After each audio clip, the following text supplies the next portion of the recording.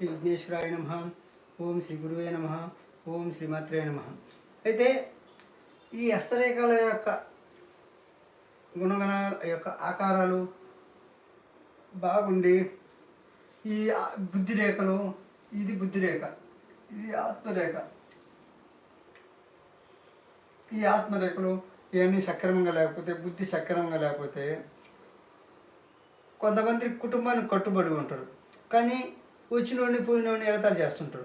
అంటే ఈ రేఖలో ఈ బుద్ధి బాగలేకపోయినా, ఈ మంచి హృదయం లేకపోయినా వాళ్ళు ఏం చేస్తుంటారంటే కొందరిని ఇరిటేట్ చేస్తుంటారు. ఇరిటేట్ చేసి సమస్యలను ఎత్తుకు తెచ్చుకుంటూ ఉంటారు. అందులో భాగంగా ఒక కథ చెప్తానండి. ఒకళ్ళు ఊరి చివర పొలం కనిపెట్టుకొని ఒక ఫ్యామిలీ బతుకుతా ఉంది. ఒక కుటుంబం బతుకుతా ఉంటే ఆ కుటుంబానికి ఎర్రెద్దు కర్రెద్దు అనేటువంటి 2 ఎద్దులు ఉన్నాయి. ఆ ఎర్రెద్దు, ఈ భార్య ఏమో చిరుకులు మారి, వాడేమో అమాయకుడు. పాపం చెప్పిందల్లా చేసుకొని ఉదయం పోవడం, పొలంలో పని చేసుకోవడం, ఎర్రెద్దు కర్రెద్దుని తీసుకొచ్చి కట్టేసుకోవడం, తినడం సంసారం చేసుకోవడం. అయితే ఎన్ని బాగానే ఉన్నాయి. ఈ చిరుకులు మారడానికి బుద్ధి బాగా. ఇంత భర్త బాగున్నాడు, అది సంసారం బాగున్నా ఈ బుద్ధి బాగా తనలేదు. గుడిచేడు బుద్ధి అనమాట. ఆ గుడిచేడు బుద్ధి వల్ల ఆమె చూడు ఏం చేసి అయితే అతను ఎర్రెద్దు కర్రెద్దుని తోడుకొని చేయలేకపోయేసి పొలంలోకి పోయేసి దున్నడం మొదలుపెట్టిన తర్వాత ఈమె ఆ దారిని ఇంతకుముందు పాత రోజుల్లో బాటసారిలో దారిని పోతా వస్తా అని మంచి నీళ్ళు. అయితే ఈమె 2-3 కిలోమీటర్ల నుంచి మోసుకొని నీళ్ళు తేవాలి. సరే, వాళ్ళు ఏదో అడిగారు, పంచి దాహం ఉండి అడిగారు కదా, నీళ్ళు ఇస్తే లేకపోతే అమ్మ లేవంటే సరిపోద్ది కదా.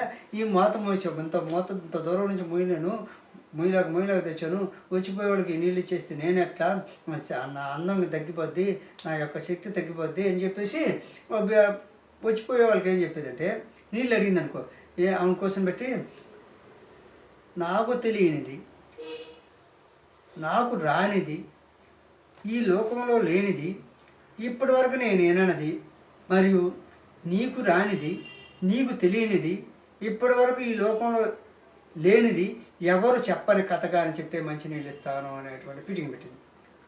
వీళ్ళు ఏందబ్బా ఎక్కడ లేని కథ ఎక్కడ చెప్పాలా, రాని కథ చెప్పేది ఏంది, ఇదేది భలే ఉందని చెప్పేసి తలలు పట్టుకొని వెళ్ళిపోతామని మంచిలు దాక్కుండా పోయారు. అయితే కొద్ది రోజుల తర్వాత ఒక ముగ్గురు ఏం చేశారంటే రెండోసారి వచ్చారు. దాహం అవుతుందని చెప్పేసి ఇంటికి పోయారు. ఎలానే గుణపాఠం చెప్పాలని మంచినీళ్ళు మాదే తప్పకన్నా ఇదే విధంగా చెప్పింది. నాకు రానిది, మీకు రానిది, నాకు తెలియనిది, మీకు తెలియనిది, ఈ లోకంలో లేనిది, ఈ లోకంలో ఎవరు చెప్పని కథ చెప్తే మంచినీళ్ళు ఇస్తానండి. వీళ్ళకి తెలుసు కదా ముగ్గురికా, ఈ విద్యావంతులు అనమాట. కొంచెం కొద్దిగా అప్పుడు బడిలో, అప్పుడు చెట్ల కింద బడిలో చదువుకున్న వాళ్ళు అనమాట. వాళ్ళు ఏం చేశారండి, వీళ్ళు ఎట్లాగైనా గుణపాఠం చెప్పాలని, అమ్మ నువ్వు మంచినీళ్ళు ఇచ్చావు ఇవ్వకపోయావు, కానీ మీ మీద జల్తో చెప్తున్నాను, ఆ ఎదురుగా చెట్ల వెనకాల ఎర్రెద్దు కర్రెద్దుతో దున్నేటువంటి ఒక రైతుని చూసి వచ్చాను. ఆ రైతు ఎవరమ్మా? మా ఆయన. అయితే రైతు పొలం పని చేసుకుని ఎద్దులు నాడు పారేసి ఎవరో ఒక ఆవిడని తీసుకునే విధంగా పరిగెత్తి ఇది ఒక మీద ఒక చేతులు వేసుకొని పోతా ఉన్నారమ్మా.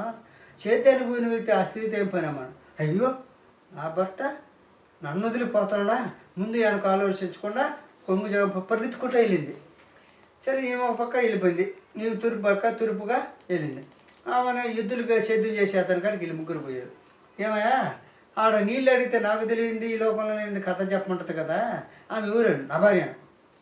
ఎంత కథలు చెప్పమని రోజు అంటా ఉండేది బాగానే ఉండింది, ఏమొచ్చింది, ఒక పురుషుడితో భుజాల మీద చేసుకొని ఇద్దరు కలిసి పరిగెత్తారు. నువ్వు పాపం నువ్వు కష్టపడి పని చేస్తుండే, ఆమె వాడితో కులకట్ట ఇద్దరు కలిసి విధంగా చట్టపట్టాలు వేసుకొని పాటలు పాడుకుంటూ పోతా ఉన్నారు. ఆయన నా భార్య నన్ను వదిలిపోద్దని చెప్పి ముందు వాళ్ళకి వచ్చిన ముల్లిగారు తీసుకొని అతను ఒక దారిని పరిగెత్తాడు. ముందు ఏం నిజమా అబద్ధమో తెలియకుండా. సరే, వీళ్ళు ఇంట్లో చేరారు. ఆ ఇంట్లో చేరి ఆ ఇంటికి వేసినటువంటి దూలాలు, పెండులు, ఆ కట్లు అంటే దారపు నార కట్లు ఉంటాయి, కట్లు దగ్గర నుంచి ఆకులు, ఆ ఇంట్లో ఉన్నటువంటి సర్వస్వం ఎన్ని ఉన్నాయో అన్నీ రాసుకున్నాను. అన్నీ రాసుకున్న తర్వాత అప్పుడే పూర్తయిన వెంటనే వాళ్ళ బంధువు ఒక ఆయన వచ్చాడు, దూరపు బంధువు వచ్చి తలుపు తట్టాడు. ఆమె వెళ్ళిపోయి ముగ్గురు తలుపు తీసి ఎవరు కావాలని, వీళ్ళు మా వాళ్ళదయ్యా, నేను పెళ్ళికి రాలేకపోయినాను అని చెప్పేసి ఎత్తిపోయినాడు. అయ్యయ్యో ఇప్పుడైనా మేము కూడా వాళ్ళ బంధువులు పోయినాము, అప్పుడే ఎండకు వచ్చిన ఎండ నిలబడిపోయినాము, ఒక చిన్న సెంటిమెంట్ ఉంటే చనిపోయాడు, అప్పుడే తీసుకుపోయారు. వీడు ఏడ్చుకుంటా శ్మశానానికి ఏడ్చుకుంటా పోయాడు. ఇద్దరు ముగ్గురు పరిగెత్తుకుని ఒక ముగ్గురు 3 దారిలో పోయారు. ముగ్గురు ఒక చోట కలిసారు. ఈ ముగ్గురు ఒకరు "నువ్వెందుకు వచ్చావు? నువ్వెందుకు వచ్చావు? నువ్వెందుకు వచ్చావు? నాకెట్ట చెప్పారు? నాకెట్ట చెప్పారు? నువ్వేమో ఎవరినో తీసుకోపోయావు" అని చెప్పేసి చెప్పాడు ఒక ఆవిడని.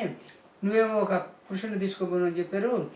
నాకేమో ఒక బిడ్డ చనిపోతే పోయారని చెప్పి నేను చాలా రోజులు ఎందుకు 2 సంవత్సరాలు అయింది కదా వచ్చి నిజమేనని నమ్మిచ్చానని చెప్పి.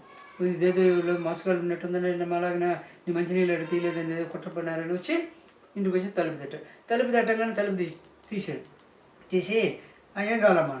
"ఇల్లు మాది కానీ." "మీది కాదు ఇల్లు మాది" అని చెప్పేసి దౌర్జన్యం చేసి సరే ఆ విధంగా ఘర్షణ పడి పంచాయతీకి ఒక రాజు దగ్గరకు పోయారు. ఆ రాజు దగ్గరకు పోగానే రాజు పంచాయతీ పెట్టి "అమ్మ ఇల్లు మీద మాదే" అని రికార్డులు తెమ్మన్నారు. రికార్డులు ఏమి లేవు. సరే వీళ్ళు ఏం చేసి చదువుకున్న వాళ్ళు ఏంటంటే చదువుకున్న వాళ్ళు "మీరు ఎన్ని పెన్నులు వేసారు, ఎన్ని దూలాలు వేసారు, ఎన్ని కొట్లు వేసారు, ఎన్ని తలుపులు వేసారు, ఎన్ని కిటికీలు వేసారు" అన్నీ చెప్తే వీళ్ళైతే వదిలేస్తున్నారు. వీళ్ళు పాపం ఏం చేస్తారు మామూలు పాత రోజుల్లో వాళ్ళు తెచ్చి కట్టుకున్న వాళ్ళు కదా రికార్డు ఏముంటుంది. ఇప్పుడు పొలాలు కష్టపడి పని చేసుకుని రికార్డులు నిర్వహించి పొలం కొనుక్కున్నారు, కష్టపడి పని చేసుకొని బతుకుతుంటారు. అదేవిధంగా కష్టపడి ఇల్లు కట్టుకున్నారు. ఇంటికి ఎన్ని వేసినా ఎన్ని రాసుకోరు కదా పాప మా పల్లెటూరు వాళ్ళు. కాబట్టి అమాయకులు కాబట్టి ఈ చదువుకున్న వాళ్ళు మోసం చేస్తుంటారు. ఈ విధంగా అవన్నీ చర్యలు చెప్పి రాజకీయాలు నడుపుతారు. వీళ్ళన్నీ దూలాలు ఎన్ని, కట్లు ఎన్ని, తలుపులు ఎన్ని, దారాలు మామూలు పెండులు ఎన్ని అన్నీ పోసుకొచ్చినట్టు అన్ని వివరాలు చెప్తే రాజు ఈ చదువుకున్న వాళ్ళకి ఇల్లు స్వాధీనం చేస్తాడు, తీర్పిస్తారు వాళ్ళు వచ్చాడు. సరే వీళ్ళు ముగ్గురు ఏం చేస్తారంటే పాపం ఈ పెద్ద పాటికి ఇద్దరు వెళ్ళిపోతారు. మిగిలిన భార్యాభర్తలు ఒక చెట్టు కింద విద్యులు కట్టేసుకొని కాపురం చేసుకొని మామూలుగా ఆడే రాత్రి పొగలు ఉంటారు.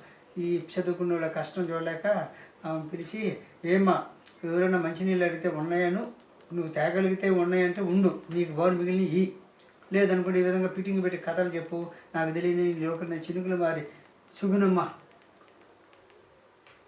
అలాగా ఉండొద్దు, నువ్వు చినుకులు మారి సుగుణమ్మ అనే విషయం మాకు తెలుసు, కానీ పోయి దారిసార్లు అందరికీ తెలియదు కదా, నీ చినుకుల వారి బుద్ధులు మానేసి మామూలు సుగుణమ్మలుగా ఉండు, చినుకులు మారి సుగుణమ్మ అని చెప్పేసి 4 చివాట్లు పెట్టి వాళ్ళ ఇల్లు వాళ్ళకి హ్యాండ్ ఓవర్ చేసి రాజు సమక్షంలో అన్ని అప్పగిచ్చి ఎక్కడైనా బుద్ధిగా బతకండి, చినుకులు మారి బుద్ధులన్నీ మానుకోండి అని చెప్పేసి ఆ రోజు నుంచి ఆమెకి చినుకుల మారి సుగుణమ్మ అనే పేరు పెట్టారు. ఈ చినుకుల మారి సుగుణమ్మ ఏం చేసిందంటే ఆ రోజు నుంచి ఇంట్లోకి రాకుండానే రోడ్లోనే ఒక సర్వేంద్రంలో గుడిచేసి ఒక 4 కుండలు పెట్టి మంచినీళ్ళు తెచ్చిపోపించి ఒకవేళ ఎవరైనా బలవంతులు ఉంటే వాళ్ళ చేత 4 బిందెలు పోపించి వచ్చిపోయే వాళ్ళు పిలిచి మంచినీళ్ళు ఇవ్వచారు.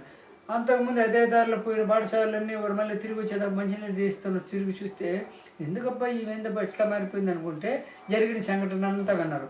పలానా ముగ్గురు విధంగా చేశారు, ఈ విధంగా వీళ్ళని ఆట పెట్టించారు, ఇల్లు వాళ్ళు స్వాధీనం చేసుకున్నారు, మళ్ళీ వాళ్ళ గుణపాఠం చెప్పి వాళ్ళ ఇల్లు వాళ్ళకి ఇచ్చేసి రాజు సంవత్సరంలో రికార్డెడ్గా వాళ్ళ ఇల్లు వచ్చేటట్టు చేశారు నిజం తెలుసుకొని. కాబట్టి రాజు నిజమేరా ఇల్లు వాళ్ళదేను, వాళ్ళ కాడ రికార్డు లేదు అంతేను, ఎన్నో సంవత్సరాలుగా వాళ్ళే జీవిస్తున్నారని చెప్పేసి నిజం తెలుసుకొని తీర్పు వాళ్ళకి ఇచ్చేసి ఈ మంచినీళ్ళు శనివేంద్రం నిర్వహించే వీళ్ళకి కొంత నిధులు ఇచ్చి రాజు కూడా మేము చేయాల్సిన పని ఇది, మీరు చేయాల్సిన పని కాదు, నీ కష్టం అంటే ఏందో మాకు అర్థమైంది, కాబట్టి ఆ కష్టాన్ని భరించలేక ఈ విధంగా చినుకులు మారి సుగుణంలా మారిపోయి ఈ విధంగా కథలు తెలియంది నాకు తెలియంది మీకు రానిది లోకంలో లేని కథలు చెప్పి తప్పించుకుంటూ వచ్చావు, కాబట్టి నేనే నిధులు ఇస్తా, నువ్వు వచ్చి పాఠశాలకి దాహం తీర్చమ్మని చెప్పేసి తన ఖజానా నుండి కొంత ఫండ్ ఇవ్వడం, నెల ఇవ్వడం, వచ్చిపోయే పాఠశాలకు మంచినీళ్ళు ఇవ్వడం, అవసరమైతే ప్రసాదాలు చేసి వాళ్ళకి వండించి పెట్టడం, శుద్ధంగా భర్త సేద్యం చేసి వచ్చిన తర్వాత పండిన గింజల్లో కూడా కొంత వాటా పాఠశాలకి అన్నదానం చేయడం చేసుకుంటూ పిల్ల పాపలతో సుఖంగా ఉండడం చూసి ఆ ముగ్గురు పండితులు కొన్ని సంవత్సరాల తర్వాత వచ్చి పిల్లలతో ఉండడం చూసి శినుకులు మరి సుగుణమ్మ ఈ పెద్ద ఆయన ఎర్రతో ఖరీదుతో సేద్యం చేసుకునే వాళ్ళు చూసి ఆనందపడి వాళ్ళు కొంత పండించి ఆ గృహాన్ని అన్నదానం ఆశ్రమంలో మార్చేసి వాళ్ళ దారిని వాళ్ళు వెళ్ళిపోయారు.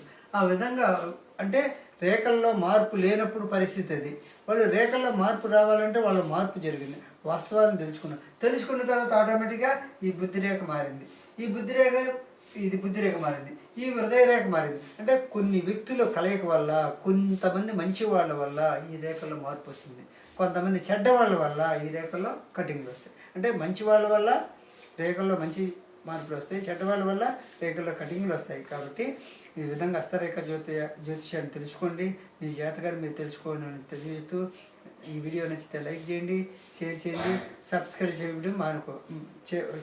చేయడం మాత్రం